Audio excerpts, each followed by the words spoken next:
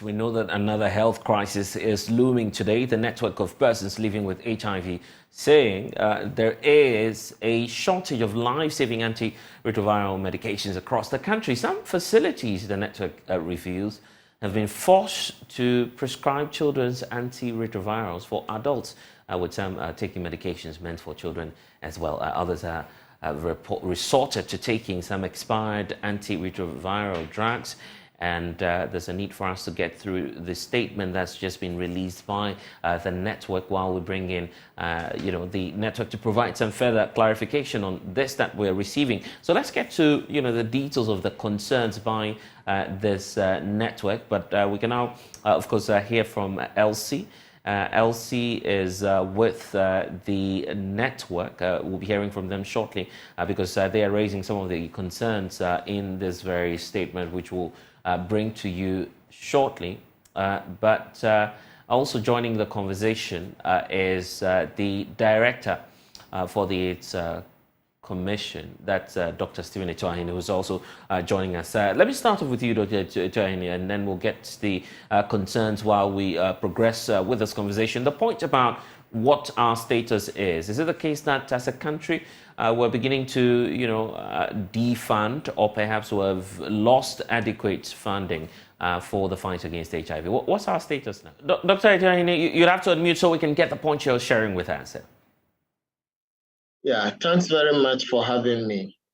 Yes, I guess you are asking about the financial status of the HIV program. Yes, precisely, sir. Okay, right. I think I've said it before, and I will repeat now as well, that Ghana requires about $133 million annually to provide the full range of HIV services in the country. And the amount we have is just about $31.2 million every year for each year. That amount is from donor sources. And so we have a funding gap of more than 67%. And so for the 5-year period, the funding gap is around $445 million. Now, it is so because all the commodities that we use are imported. They are not manufactured here. And we use hard currency to procure them.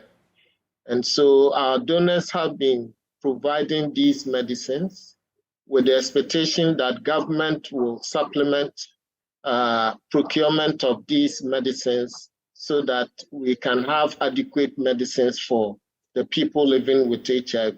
But unfortunately, that hasn't happened. And so considering the funding gap, it means we also have supply gaps when it comes to HIV commodities. Okay, here's what I want us to do. Let's do a recap of the concerns being raised by persons living with HIV. We have excerpts of, what it is that they are concerned on the screens right now, pointing out some of the key concerns they are raising. They are equally pointing out that there's complete shortage of life-saving medication, and now we have, some persons living with HIV taking drugs that are even meant for children, and some are even going to the extent of using expired medication. Here's what we'll do. Elsie is the national president of the network of persons living with HIV. She's also on with us. Elsie, just give us a sense of what your concerns are. Then we can hear from Dr. Etoahini on what the way forward should be, and probably explore the implications. We'll get to Elsie for you shortly, but there you have it, the statement pointing out and, just summarizing their entire concerns. And of course, their investigations are also revealing that in some facilities as well, you have the medication, which is meant for children, being used for adults. And, there's a case where some of them are even using expired products as well. Dr. Etoahini, the point about the implications for fight against the HIV. We know that you were pointing out earlier this year that your figures are surging. If this is a situation where we find ourselves in as a country, then the figures might go further, higher, right? Yes, you are right. But let me clarify that, yes, the concern raised are correct. We have checked and they are facts. But the situation is that the commodities are in country, except that they are locked up at the ports, and due to delayed payment of port charges. And so it's not as if we don't have drugs. In fact, there are a number of different HIV drugs that we use in the country. We have drugs for first line, second line, and third line. Now, this particular combination, that is abacavir and the lamivudine combination, are the ones that we do not have now in the health facilities. And hopefully, we believe they will be released very soon to augment what we already have in the system. I understand the Ghana Health Service has released some money to the clearing agent to clear the containers that are locked up at the port. Is it the case that what's the mechanism, Dr. Tiahine, if you can hear me, just give us some clarification on this. What's the mechanism for bringing in some of these drugs? They are life-saving drugs. Don't you liaise with the Ghana Health Service at least to get a waiver on these life-saving drugs? No, the waiver has already been granted by Parliament, and waiver is applied to these, not only the HIV drugs, also all the HIV-related commodities. And so is it for malaria commodities and TB, which are donated by the Global Fund. Because it is a donation, the government grants these waivers. The problem is that we have about 6 different clearing charges at the port, which are not necessarily waivers. And when they delay and they go into demurrage, and demurrage costs also add up. However, I must admit that we have 2 levies on these commodities, and these are ECOWAS and AU levies. And these ones, we got as a member country of these 2 regional organizations, we will have to work with Ministry of Foreign Affairs and Regional Integration to get ECOWAS and AU to waive these levies so that it will be 100% levy-free or duty-free commodities. That is being worked on. But presently, what we need to focus on is to prevent the kind of activities or the way the healthcare workers are trying to, address the problem, giving, medicines meant for children to adults, and and giving out expired drugs. We don't have the evidence to validate these claims, but we also know that the source can't be trusted. And so it is not a good practice to do that. And I would urge all healthcare workers who are involved in this kind of practice to, desist from that. Figures, there's a need for us to revisit that and some preventive measures as well. But I understand Elsie is also joining our conversation as well. So let's also hear from them because they are, with the network of persons living with the condition. Elsie, what's your story and why are you alarmed as a network about, the situation, the shortage as it is? Thank you very much for having me on this program. But before I continue, I want to make one clarification. None of us were given expired drugs. when our members went to the facility for their medication, they were told that, there were no medication. All that they had were drugs that had expired. We know the batches, and then we always make sure that what we are given is, within the time frame that we could take them safely. These medications expired in September, just a few days ago. So knowing the negative effects of not being on medication, our members said, rather give us the expired drugs. We would rather take expired drugs than not take anything.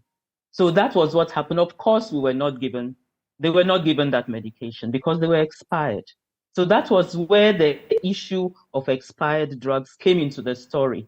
No health staff gave us expired drugs. Our members said they would rather take expired drugs than no medication at all. Yeah. So what would be the way forward now in terms of how you intend to make up for the shortage? Obviously, there must be some stopgap measure before, of course, the intervention comes through. Stopgap from whose point of view? We are just to go to the facility and get our medications. And that was what we confidently do every time we have to go to the clinic. And we knew that these medications were at the harbor. We had talked about it. We had made moves to ensure that the medications were now okay for us to access. But then surprisingly, it came as a surprise 2 days ago when we heard that at Kolebu, there were no medications. There were no medications, especially the abacavir lamivudine, which is in the hub, which we know specifically that's among those drugs still at the harbor. Oh, okay. So what are you urging or advising your members to do now, knowing that the drugs are in short supply? I'm just wondering. Our members can't do anything. We are all doing what we are doing now. We are calling on the government to remove that tax waiver. We know that the medication is free. Free in the sense that they were bought for us. Let's say they were donated. Why should our country tax those medications that had come in free? That's what we don't understand. That is what we find very difficult to understand. So is that tax more important than the lives of the number of PLHIVs who are virally suppressed at this time, who have to continue taking their medication so that we remain healthy, we don't transmit HIV, and we also enable our country to reach that target that we are all heading towards? That is AIDS-free population by 2030. We don't want the new infections coming on board. And the more we get virally suppressed. Well, Elsie, your point is well made there. Dr. Chiani, as we wrap up, you must be concerned about this. So what are the marching... Yeah, Dr. Chiani, what are the marching orders now?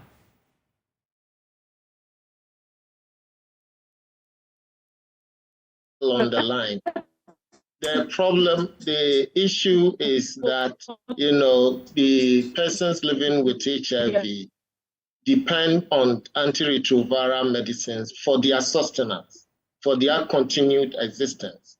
And so any break in supply means that we are putting their lives at risk. And at no point in time should we allow what is happening to happen. And so, as government, this matter is taken very seriously, and we need to address it. And I'm happy, just as I've said previously, that some payment has been made. What I expect is that Ghana Health Service will prioritize the HIV commodities to get them released immediately, because there are several containers of various health commodities at the port, which are in the same category of delay, the same category of non-clearance. And so it is very necessary that the priority is given to the HIV commodities. especially if the money paid is not enough to get all the containers released.